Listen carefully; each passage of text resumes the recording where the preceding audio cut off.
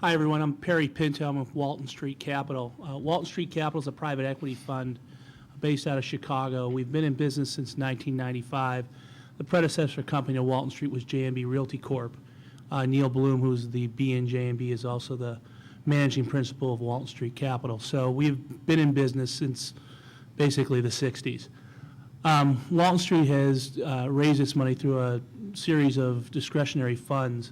The current fund that we are raising is our sixth fund for our global real estate investment platform. That will be roughly, when all told, about $2.5 to $3 billion of equity. We use leverage, obviously, to enhance our returns. So with that leverage, we'll probably be looking to buy over the next 4 to 5 years, $10 to $12 billion worth of real estate worldwide. On the side of the global fund, we are also raising some market-specific funds, one in Mexico where we're targeting about $300 million of equity. That will be invested with side by side with the global fund, so they'll have $600 million of purchasing power of equity in Mexico. And later this year, we'll be going and really enhancing our India operations, and we'll be raising a fund of around $750 million targeted solely for India. We invest in every sector of the real estate world. We invest in any geographic location in the world. So we're very diverse in what we do. Obviously, with being a private equity group, we tend to shift towards the more opportunistic side of investing. Currently, we see probably 3 or 4 areas that are attractive right now in this environment. One is distressed debt. While we have not, there's been some issues in trying to get to that sector and really be able to move money.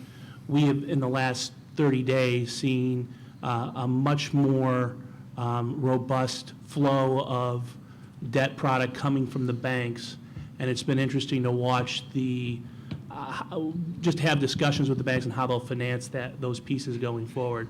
Another area where we've been very active is we have been out buying very distressed, fully entitled,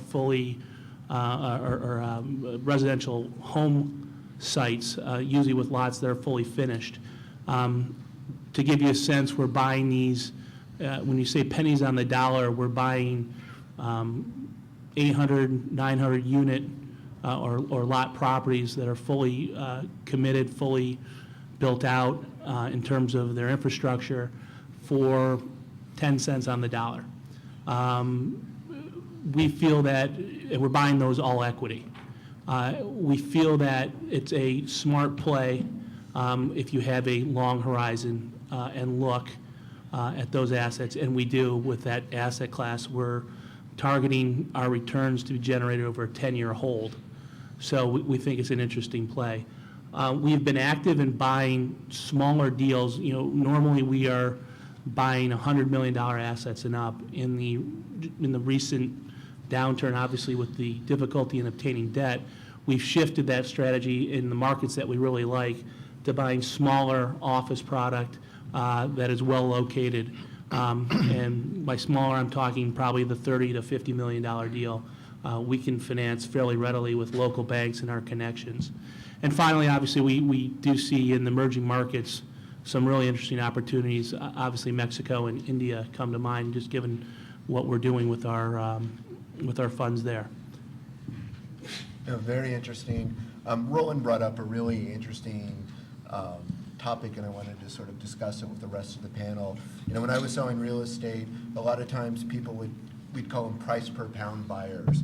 It was just people that bought per square foot price. If they could buy under $100 or $500 or whatever the market was like per square foot, they thought they were getting a good deal on the real estate. And in today's market, with inflation, with worldwide demand for goods like steel and cement and even copper in some cases, isn't there a point where you're buying things at 10 cents on the dollar? Isn't there a point where you've got to step in and say just the raw value of the property and the land is equal to more than I'm paying for it, so it's a good long-term investment? Or does that not make sense, that the market correct and even at a low price per square foot you could still get hurt? Tim, do you want to understand my question, I guess. Yep. Well, I spent 16 years in the land of buying on the dollar per square foot or square meter basis in Hong Kong in Asia. I lived there for 16 years, only moved to London about 9 months ago. And the whole market worked on that basis. I mean, nobody really cared about investment return. It was the price you could you'd buy it at. That ceased to be true 5 years ago, and it became a much more sort of institutionalized sort of environment. But there remain those investors who are absolutely oriented in that way. To your question about whether or not there are clearing prices effectively, at which point the degree of write-downs start to sort of reveal fundamental value, I think that's absolutely true. The challenge is that no market ever stops at that point. They always go way through the clearing price, and that's where, in fact, the cyclical opportunities that I think everybody here has just really been talking about emerge for an outperformance going forward. So you have to judge where to call that bottom. What is slightly different this time, and I hear myself saying it, and I usually caution people never to say it's going to be this different this time, but what's slightly different is the inability of a large number of investors to take that long-term view. Yes, there are those that can, but a significant number of investors who traditionally could take that long-term view, pension funds, insurance companies, many of the core funds that ING has, find it much harder to do that now when you have the mark-to-market sort of accounting sort of basis and the challenge that brings. Buying into the decline, anticipating that 3, 4, 5 years out you're going to have a seriously better valued piece of real estate is a terrific story and is often the call in the fund. It doesn't make it any easier to have that annual meeting with investors who are then facing the write-downs through that phase. So I think there are reasons to think that it's a little bit more difficult this time to find that clearing price. Just one follow-up. Do you think it's because of leverage, or do you think it's because of many different causes? I said, do you think it's because of leverage, or do you think it's because of many different causes?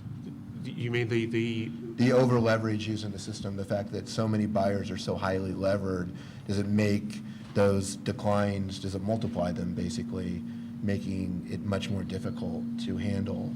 You know, if you own something all cash and you had to write down 20%, you're not hurt nearly as much that you got 90% equity on it. Well, I think that's an important influence, but the influence it had was on the pricing we reached at the peak, because it was the leveraged investors, which were the marginal buyer, that led to the pricing being pushed up, which meant that as they pull out of the market, then the pricing corrects more significantly.